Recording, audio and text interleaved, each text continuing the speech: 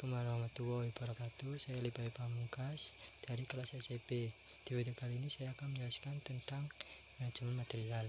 Apa itu manajemen material? Manajemen material adalah suatu fungsi yang bertanggung jawab untuk mengkoordinasi perencanaan, planning, pencarian sumber, sourcing, pembelian, processing, penyimpanan, storing, dan pengendalian controlling material secara optimal sehingga dapat memenuhi kebutuhan pelanggan. Manajemen material juga dapat diartikan sebagai teknik kimia yang berkaitan dengan perencanaan, pengorganisasian, dan pengendalian aliran bahan mulai dari pembelian awal hingga tiba di tempat tujuan.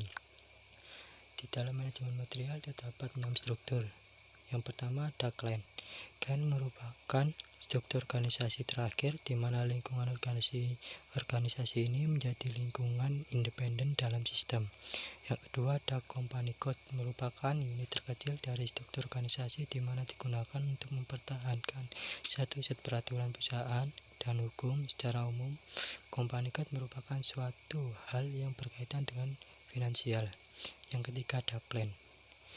Plan merupakan struktur organisasi yang merupakan daerah operasi atau cabang dalam perusahaan. Pada bagian ini terdapat proses manufacturing, distribusi, pembelian atau pemeliharaan fasilitas. Yang keempat ada Story Location, merupakan unit organisasi yang memungkinkan adanya diferensiasi antara pembagian material dalam pabrik. Lebih sederhananya adalah lokasi penyimpanan material pada perusahaan. Yang kelima ada processing organisasi, merupakan unit organisasi yang bertanggung jawab pada pengadaan bahan dan jasa. Unit organisasi ini melakukan kegiatan pembelian untuk keperluan brand. Unit ini juga terjadi negosiasi pada saat pembelian dengan vendor. Yang terakhir ada processing group, merupakan unit yang mewakili dan bertanggung jawab dari pembeli atau kelompok pembeli. Pada unit ini juga terjadi proses komunikasi dengan vendor.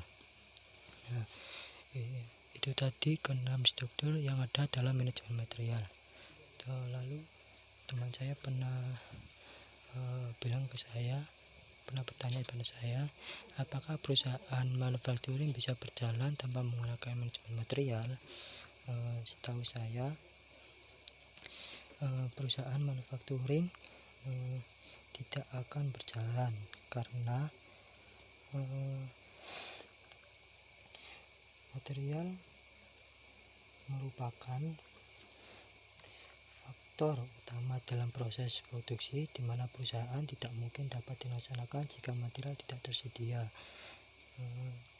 Jadi kesimpulannya, perusahaan manufacturing tidak akan berjalan karena material adalah faktor utama dalam menjalankan bisnis atau perusahaan manufacturing.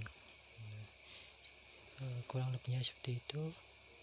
Wassalamualaikum warahmatullahi wabarakatuh.